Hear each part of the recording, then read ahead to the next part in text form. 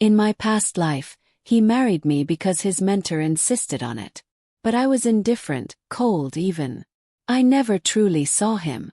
Not until he was killed by his competitor did I stumble upon the love letters he had written to me among his belongings. Every word was filled with the quiet pain of loving someone he could never have. Then I woke up, back 3 years to the year we had just gotten married. The moment my eyes opened, I knew I had a second chance. I barged into his room and saw his injured arm. With trembling voice I asked, "Ethan, does it hurt?" He froze for a moment, then closed his eyes, resigned. "Why are you here to rub salt into my wounds again?" In my previous life, Ethan's love letters were mocked online after his death. His competitor didn't just take over his business empire. He humiliated him publicly, painting him as a man unloved by anyone. I tried to defend him. I even got into a car accident on my way to a TV station to speak out. I died tragically. My last wish was that Ethan would never meet me in his next life. But now I was back. When I opened my eyes, the pain was still fresh. Faintly, I heard voices around me. "Congratulations, Mr. Carter, Miss Warren. Happy first wedding anniversary." I blinked, but the bright lights forced me to shut them again. After a moment, I realized I was in the middle of a lively banquet. Glasses clinked, people mingled, and the atmosphere was cheerful. Ethan sat beside me, much younger, much alive. His injured hand dripped blood onto the table, and a nervous waiter was apologizing for dropping the dining knife. A wave of sorrow surged through me. I couldn't help myself. I called out his name. "Ethan." Across the room, a familiar face smirked knowingly. "Miss Warren, I stood up for you. How are you going to thank me?" It was William Song, Ethan's competitor. The man who would eventually kill him. I remembered everything. This was the night of our first anniversary. I had argued with Ethan, cruelly saying, "Talking to you feels like talking to a dog." William had taken the opportunity to humiliate Ethan further, orchestrating the injury to his right hand. I had coldly told the waiter, "I hate blood. Please clean it up." That one sentence had shattered whatever fragile connection we had left. Ethan, misunderstanding me, simply wiped the blood off the table and continued his negotiations, enduring the pain in silence. That untreated wound would eventually leave his once pristine hand permanently damaged. His weakness. And it would cost him his life. Now, watching him sit there, expressionless as he wiped the blood with a napkin, my heart twisted. Without thinking, I pushed his arm aside and stood up. "William Song, care to explain yourself?" My outburst stunned everyone. The room fell silent. Ethan froze, his dark eyes narrowing as they shifted to me. For a fleeting moment, pain flickered across his face before he masked it with indifference. He closed his eyes. "Vivian, there's no need. If you think I'm dirty, I'll go change." Wait, he thought I found him dirty. I quickly grabbed his sleeve, abandoning all the coldness I had clung to in my past life. Under his confused gaze, I angrily picked up a glass of water and hurled it at William. "Apologize to my husband." The entire room fell silent again. Standing protectively in front of Ethan, I glared at William. Beneath my palm, his wrist trembled slightly from the pain. Tonight, he had hurt himself trying to close a deal, because I had once said, "I want a stable life." William's smirk faded as he wiped the water off his shoulder, his expression darkening. "Miss Warren, didn't you hate Ethan the most? What's with the sudden act?" The warmth of Ethan's wrist beneath my palm felt real, anchoring me.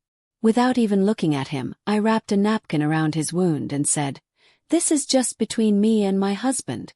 You wouldn't understand." William's face darkened further. In that instant, I remembered the vile things he had said about Ethan after his death. Rage overtook me. I began throwing everything within reach at him. Minutes later, William stood there, drenched, soup dripping off his head, his face visibly scratched. I pulled Ethan out of the hotel and stepped into the light drizzle. The spring rain fell quietly, the world around us peaceful. I was still overwhelmed with the joy of being reborn, when Ethan suddenly pulled his hand out of mine. His voice was sharp. "There's no one around." I turned to meet his cold, beautiful eyes, momentarily lost in their depth. It was hard to believe this was the same man who had secretly written me love letters. Ethan said flatly, "I still have a meeting. You should go home." Standing in the soft drizzle, his delicate and striking features were partially hidden in the shadows, worn down, dimmed. The blood smeared on the corner of his lips and along his jawline gave him a tragic, fragile beauty. As I held his hand, my eyes welled up uncontrollably. When I spoke, my voice carried a trace of a sob. "Ethan, I won't argue with you anymore. Your hand is injured. Let's go to the hospital." He sharply lifted his eyes, staring at me in disbelief. A flicker of struggle flashed in his gaze before it was quickly replaced with indifference. With a cold chuckle he said, "What are you planning this time? Another way to torment me? Want to sprinkle salt on my wounds?" In my past life I wasn't kind to Ethan. He was calm, reserved, distant by nature. Our marriage had been arranged by his mentor, and I assumed he must have resented me.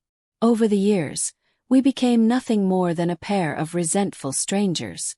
It wasn't until his death that I realized my feelings for him had sunk deep into my bones. The night breeze made my head spin. I couldn't hold back anymore. Grasping his arm, I sobbed loudly. "Ethan, please don't die, okay?" The man who had always been so cold to me suddenly froze. His expression stiffened for a fleeting moment. Then the stillness in his eyes melted. In the end, he postponed his meeting. "Fine. I'll go," he said, his voice resigned.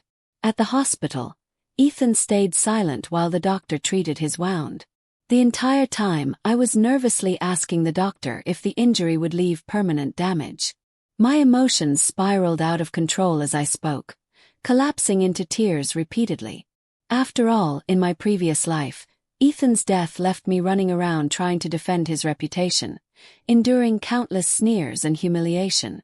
Those memories left scars I couldn't erase. Ethan's gaze remained fixed on the side of my face throughout the treatment, as if trying to figure out what I was thinking. Once the doctor finished cleaning his wound and removed his gloves, he turned to Ethan. "Mr. Carter, your injury isn't serious, but your wife seems quite shaken." Ethan's expression stiffened. He murmured apologetically, "I'm sorry. It's my fault. I keep arguing with her." The doctor chuckled knowingly. "Ease up on her a little. She seems pretty attached to you." Ethan's hand moved slightly, covering the faint bite mark I'd left during our earlier argument. "Is it gone?" he asked the doctor flatly. "Yes, it's fine," the doctor replied. By the time we left the hospital, my eyes were swollen from crying. I hung tightly to Ethan's bandaged hand, refusing to let go. When his assistant stopped the car in front of us, he hesitated. "Mr. Carter, about tonight's meeting." It was already late at night. With such a grueling work schedule, it was no wonder Ethan eventually fell ill in my past life. Instinctively, I moved closer to him, clutching his arm like a frightened child. "I'm scared to sleep alone," I whispered. His face froze for a moment. His dark eyes turned unreadable. "Vivian, do you even know what you're saying?" he asked, his voice cold. Before today, I'd never dared to approach him like this, let alone act so clingy. But now, I buried my head against his chest, silently vowing not to let go until he agreed to come home with me. In the end, Ethan gave in. The Rolls-Royce glided smoothly into the quiet villa district. The familiar sight of the house slowly calmed my anxious heart. Ethan was alive. We were home. Holding his warm hand tightly, I began to plan how to warn him about the people he needed to be cautious of. Just as we reached the doorway, someone suddenly called out to me. "Vivian, didn't you promise to celebrate my birthday with me?" Standing under the street lamp, a man's tear mole caught the light, emphasizing his striking features. His handsome face, always carrying a hint of charm, now held a trace of disappointment. It was Ryan, my childhood friend. The only person who stayed by my side in my past life until the end. In that moment, I remembered the promise I'd made to meet him earlier that night. A promise I had delayed because of Ethan's injury. The second Ethan saw Ryan, his entire body stiffened. He released my hand with a cold detachment. My heart sank. He had misunderstood again. In my past life, I had read Ethan's love letters. I knew he had always believed I had feelings for Ryan. I wanted to explain, but Ethan avoided my touch. His rejection cut deeper than words ever could. Ethan glanced at me briefly and said coldly, "I still have a meeting. Go home first." Without waiting for me to catch up, he turned and left. Before I could follow, Ryan gently grabbed my arm. "Vivian," he said softly, "the cake is ready. Come with me." Watching Ethan's figure disappear into the distance, my anxiety flared up. "Ryan," I said, "it's not even your birthday today. What are you doing?" His smile faltered, but he quickly recovered. "I just can't stand how cold he is to you. What's wrong with you today?" I didn't have the patience to explain. Extending my hand, I asked, "Where's the information I asked for?" Ryan's expression dimmed slightly. "Ethan doesn't even appreciate it. Why are you still helping him?" In my previous life, I was terrified Ethan would suffer in business. I had asked Ryan to investigate William's song and secretly placed the information under Ethan's pillow. Ethan likely never read it, and in the end he was betrayed and lost everything. This time I would hand it to him personally. Reluctantly, Ryan handed over the folder. But suddenly he grabbed my hand. "Vivian," he said with a faint smile, "my stomach hurts tonight. Can't you stay with me?" His words were exactly the same as in my past life. Back then I had been so frightened by his pale complexion that I rushed him to the hospital, only to have the doctor tell me he was just hungry and needed a meal. This time I pulled my hand back and said firmly, "Find somewhere to eat. I have something important to do." Without waiting for a response, I hurried back home. I expected at least one light to be on in the house. But the villa was shrouded in darkness. Only a faint glow seeped from the study. Guided by memory, I approached the doorway and saw Ethan's silhouette. He wasn't at a meeting. He was sitting by the desk writing something. His posture seemed weary, and the bandages on his hand were faintly stained with blood, yet he didn't seem to notice. My heart clenched painfully. Pushing the door open, I asked sharply, "Ethan, what are you doing?" He froze, startled, and looked up to see me. I rushed forward, snatching the pen from his hand. "Are you trying to ruin your hand completely?" I scolded. He seemed surprised that I had come back. After a brief moment of hesitation, he covered the paper he had been writing on. His expression was unreadable. He stayed silent, staring at me. My temper flared. "Ethan, are you out of your mind? Did you forget what the doctor said? Which is more important, your hand or your work? Do my words mean nothing to you?" After my barrage of questions, a rare expression of blankness crossed his face. "I'm sorry," he said quietly. "I didn't think you'd come back." His apology caught me off guard, silencing my anger. Did he think I'd stay with Ryan instead? My heart softened as I carefully unwrapped his bandage and replaced it with a clean one. "There's nothing between me and Ryan," I said softly. "Ethan, the person I like is you." The air around us seemed to still. His breathing grew faint. His gaze deepened. Once I finished tending to his wound, he picked up the leftover bandages and walked out, as though trying to escape. I stepped in front of him, blocking his path. My voice trembled as I confessed, "Ethan, I said I like you." The night was quiet. The darkness around us felt thick, almost suffocating. Ethan's dark eyes seemed bottomless, filled with something unreadable, pain, doubt, maybe even longing. His voice was hoarse when he finally spoke. "Vivian, let's stop this for tonight. If you've had enough of this act, go to sleep." He didn't believe me. Not even a little. Frustration welled up inside me, but I refused to give up. Desperate to prove my sincerity, I pulled out the folder Ryan had given me and handed it to him. "This is William Song's information," I said, my voice firm. "I want you to use it and beat him." Ethan's gaze dropped to the thick folder in his hands. For a fleeting moment, I saw a flicker of something. Bitterness, maybe even self-mockery. But the response I was hoping for never came. I grabbed his sleeve, my voice rising with frustration. "Why don't you believe me? Do I have to do something drastic to make you admit how you feel?" My cheeks flushed as I hesitated, then reached for the ties of my dress. My hands trembled, but I didn't stop. I leaned into him, whispering, "I'm serious about you." In the dim light, Ethan's body went rigid. The air around him shifted, suddenly charged with a sharp, oppressive energy. His large hand pressed against my waist, and with a faint sound of fabric tearing, I felt the chill of my dress slipping from my shoulders. Before I could react, he pushed me gently but firmly onto the couch. His eyes burned with something intense, something unfathomable. His fingers gripped my chin tightly as he leaned in closer, his voice low and rough. Vivian, for him, I was even willing to go this far. Tears welled up in my eyes. "Ethan, it hurts." A cold laugh escaped his lips, devoid of warmth. "If you dare to lie to me, then you deserve the pain."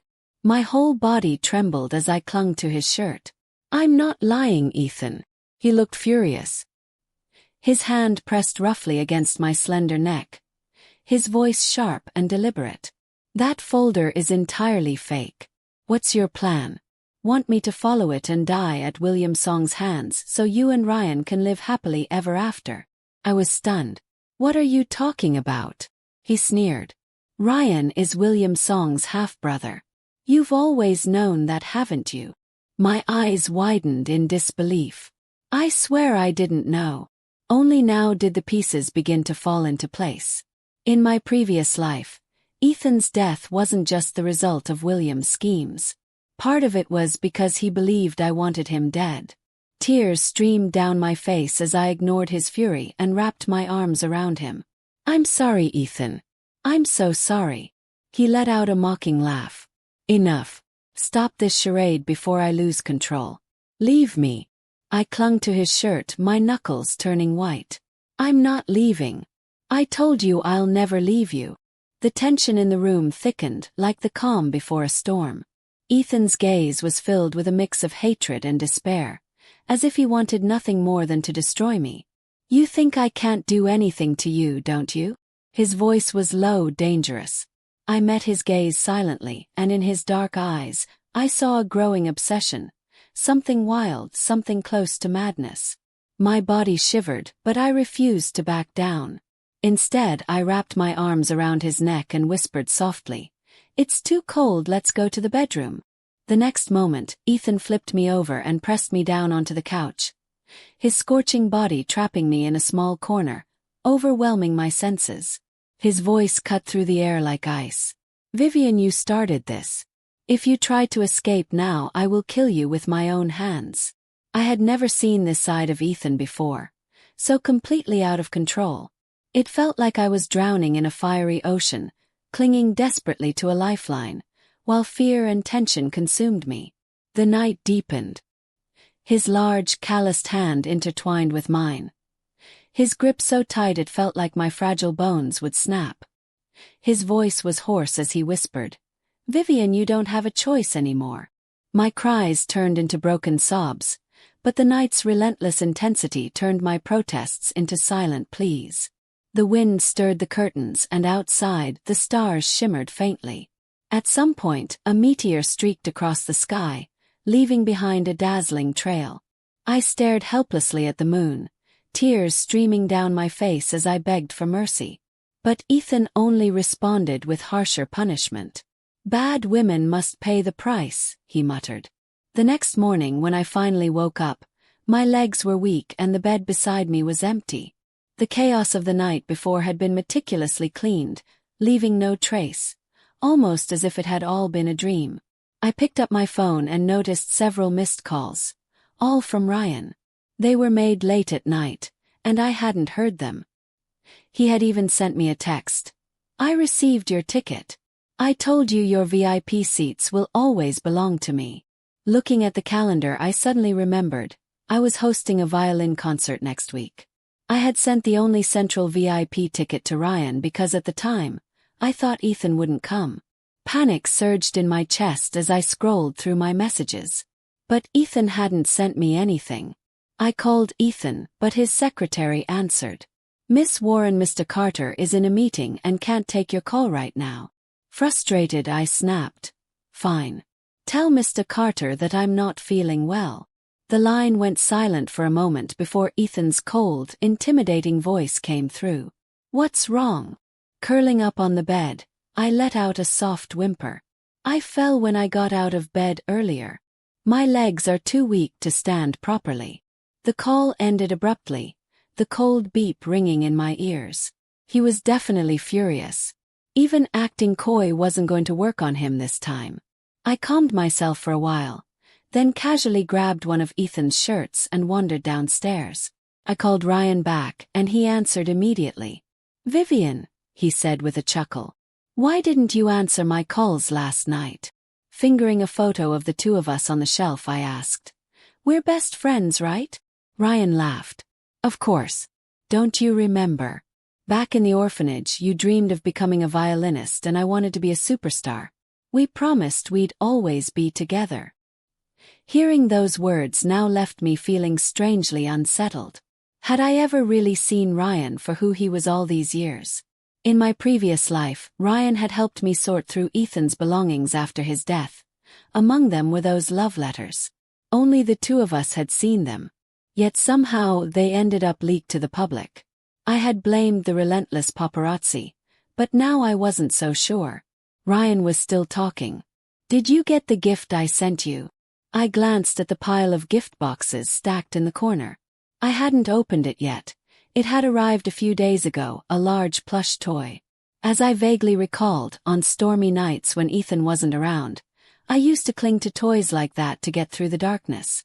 I mumbled a few nonchalant words to Ryan, then walked over to the box and opened it. Inside was a large, fluffy white bear with glossy black eyes that looked adorably innocent.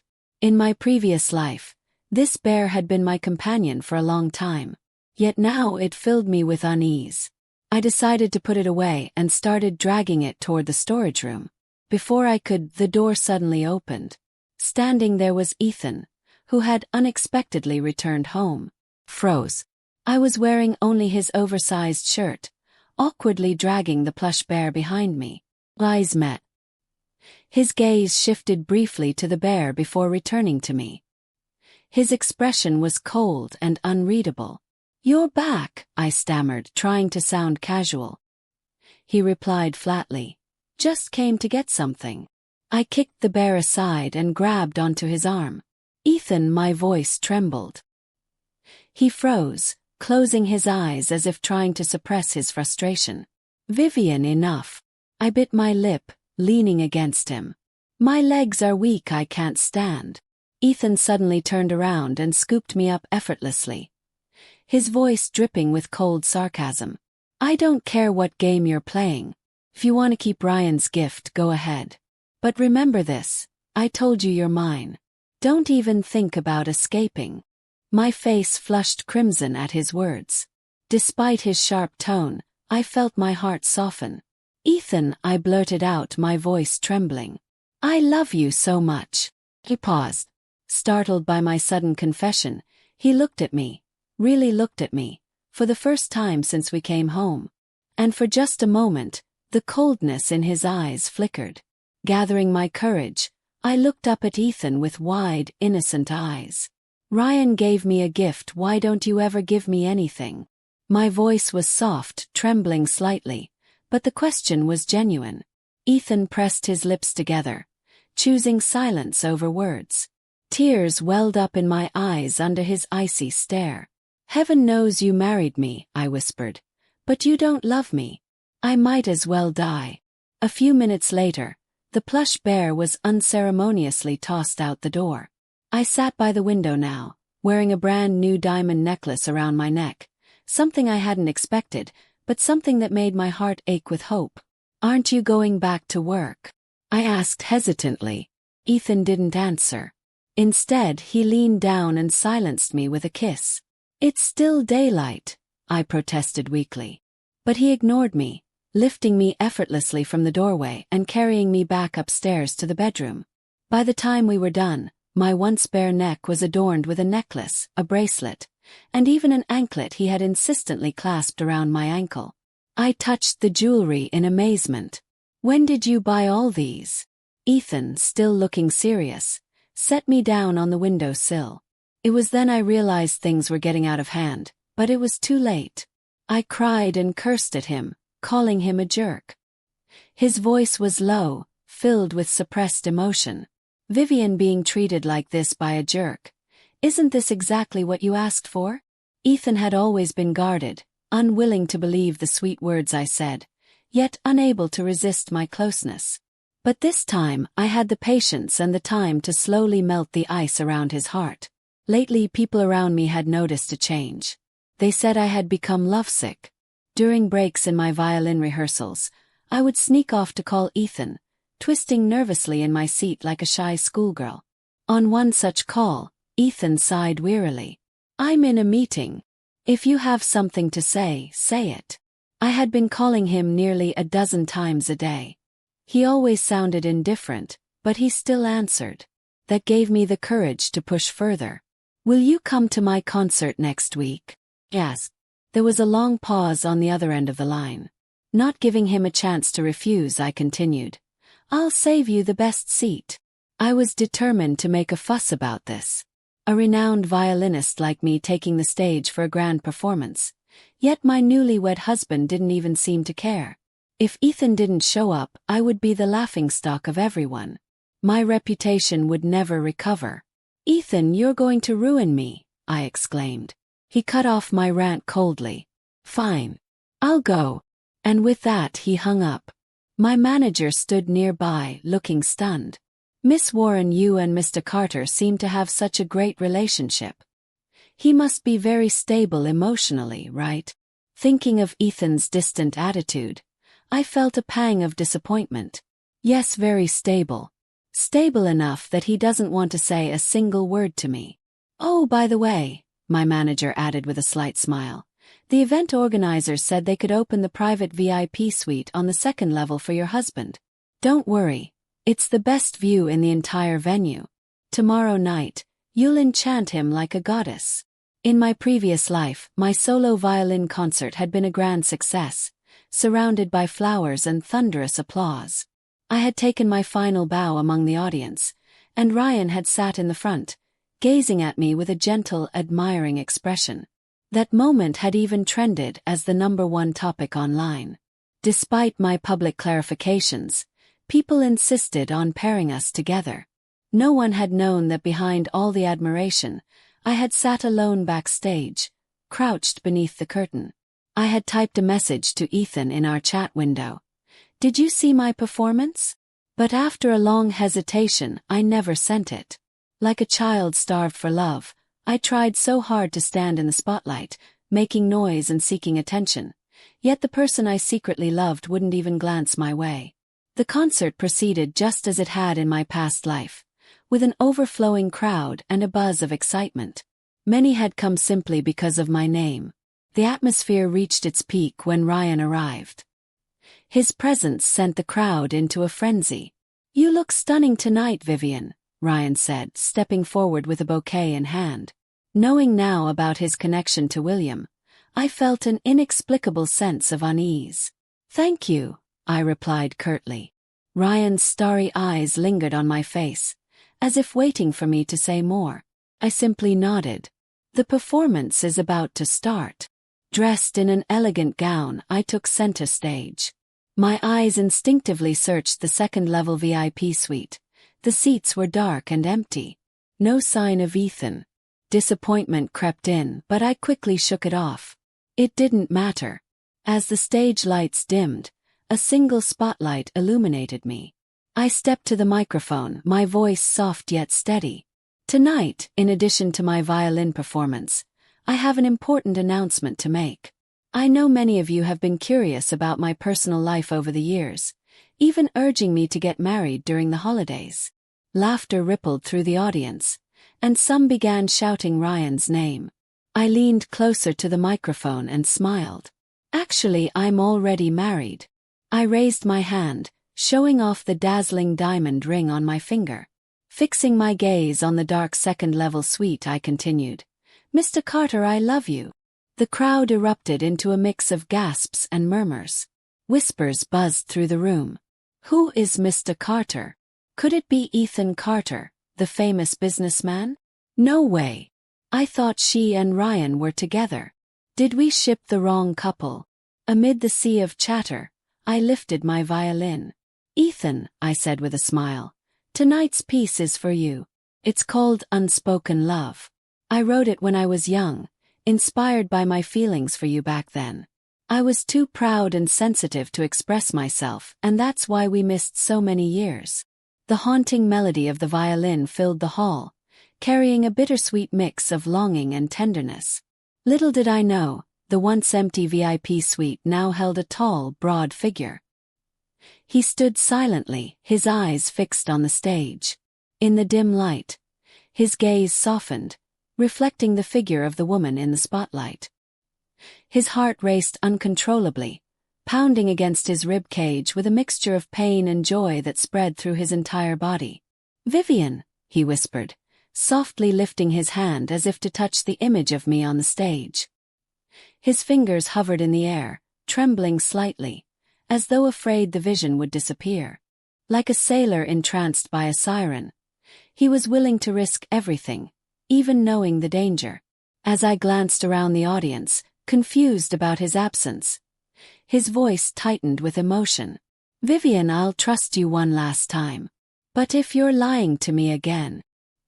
His fingers clenched tightly in the air, his eyes flickering with both despair and determination. "I won't let you go." After the performance, I rushed backstage, my heart racing. "Did Ethan come?" I asked breathlessly. My manager smiled. "Yes, he was here. Mr. Carter didn't miss a moment." I rushed out of the banquet hall, trembling slightly at the thought of meeting him. Did Ethan see the gift I prepared for him? Would he hold me and tell me how wonderful my performance was tonight? But after searching the entire venue, I couldn't find him anywhere. At some point Ryan appeared beside me. "Vivian, were you acting just now?" he asked, his voice laced with an edge. I avoided his touch and said, "I have something urgent to do." Ryan grabbed my hand. His expression seemed calm, but his grip betrayed a hint of desperation. His face still wore that charming smile. "Since when have you and Ethan become so close?" I yanked my hand away forcefully. "Why shouldn't we be close? We're married." Ryan's expression stiffened. His handsome features retreated into the shadows. After a moment, he curled his lips into a faint smirk. "Really? But it seems he's already left." "That's impossible. Ethan wouldn't leave," I said firmly. Suddenly, my manager came rushing over. "Miss Warren, there's a problem. Someone swapped the gift you prepared for Mr. Carter. I found this backstage." He held out a small, crumpled note. My heart dropped. The night was quiet, but between us, everything was alive. Tension, longing, regret, and something deeper neither of us had dared to name. Ethan stood there, unmoving, his expression unreadable. My confession, "I like you," felt like a whisper in a storm, lost and fragile. But I knew he had heard it. His eyes betrayed him. There was no mockery, no cold dismissal. Just silence. And in that silence, something shifted. He didn't step forward. He didn't pull me into his arms or kiss me like I longed for. Instead, he looked at me, really looked, as if seeing me for the first time since we met. As if finally realizing that the girl who once treated him like a stranger had returned from the grave to fight for him. "I have to go," he said quietly, his voice rough with something I couldn't place. I didn't stop him. I just nodded, my heart pounding with the weight of everything unsaid. The next few days passed in a blur. Ethan kept his distance, But he was no longer cruel. He didn't avoid me, but he didn't reach for me either. He was watching, testing, trying to believe. And I let him. I gave him space to unravel the truth on his own terms. Until the night of the concert. As I stood on stage, pouring every ounce of my soul into unspoken love, I could feel his presence. Not in the empty VIP suite, but in the shadows of the balcony above. I couldn't see him clearly, but I knew he was there. And when I finished, when the final note hung in the air like a wish, I whispered into the microphone, "Ethan, I love you." It was a declaration not just to the audience but to him, the man who had once loved me from afar, in secret, through pain and silence. Later that night, after the crowd had gone and the lights had dimmed, I searched for him. Ryan found me first. "Vivian," he said softly, blocking my path. "Was that all just an act?" I looked at him, really looked, and for the first time I saw the cracks beneath the charm. The way his smile never quite reached his eyes. The way he lingered too long on my name. And then I remembered the folder. The fake intel. The betrayal I had never seen before. "No," I said quietly. "It wasn't an act." His expression shifted, just slightly, but it was enough.